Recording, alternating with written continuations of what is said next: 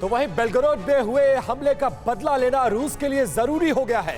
रूस ने बदला नहीं लिया तो अमेरिका पर बढ़त बनाने की कोशिश पर फिर से पानी फिर सकता है। इंटरनेशनल लेवल पर पुतिन की छवि को धक्का पहुंच सकता है। रूस की आंतरिक राजनीति में बढ़ सकती है राष्ट्रपति पुतिन की मुश्किलें।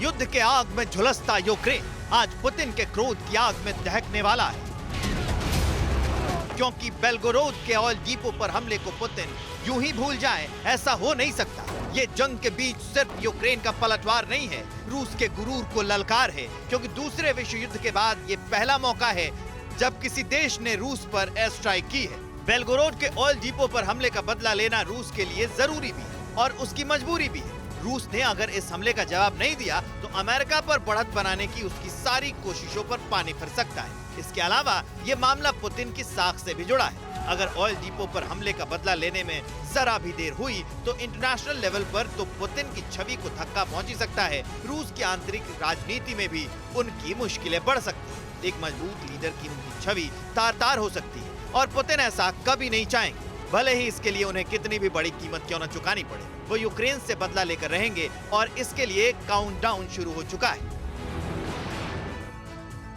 और इस बीच एक बड़ी खबर आप देखें, 3 साल तक खिंच सकती है रूस यूक्रेन की जंग। दरअसल शुरुआत में भी कुछ ऐसी आशंका जाहिर की गई थी कि कई महीनों तक ये जंग आगे बढ़ सकती है। यूक्रेन एयरफोर्स से जुड़े अधिकारी का ये बहुत बड़ा दावा, यूक्रेनी सेना को कमजोर समझना रूस की बहुत बड़ी भूल है। रूस के खिलाफ यूक्रेन की जीत के साथ होगा युद्ध विराम। 3 साल तक जंग खींचने की बात कहते नजर आ रहे हैं।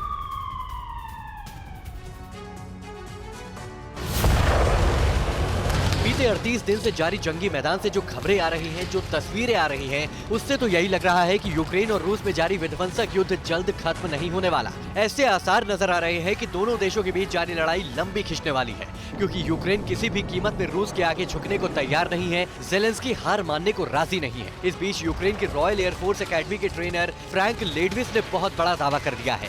फ्रैंक लेडविस का कहना है कि यूक्रेन और रूस के बीच जारी जंग 3 साल तक खिंच सकती है। फ्रैंक लेडविस ने कहा, यूक्रेन की ताकत ना आंक पाना और युद्ध 5 हफ्ते खिंचना ही रूस की हार। 2014 में अपने क्षेत्रों पर रूस कब्जे के बाद यूक्रेन ने गुपचुप तैयारी की। 8 सालों में 4 लाख यूक्रेनी जवानों ने डोनबास में युद्ध का अनुभव हासिल किया। पश्चिमी देशों और नेटो ने इन्हें तैयार करने में हर संभव मदद की। ये युद्ध बेसनिया युद्ध की तरह 3 साल के ऊपर खिंच सकता है। जब भी युद्ध विराम होगा, यूक्रेन को विजय माना जाएगा।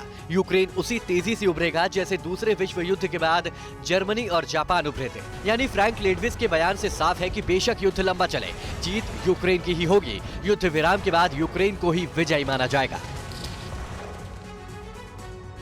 परवाह देश की, सोमवार से शुक्रवार रात 10 बजे TV9 भारतवर्ष पर।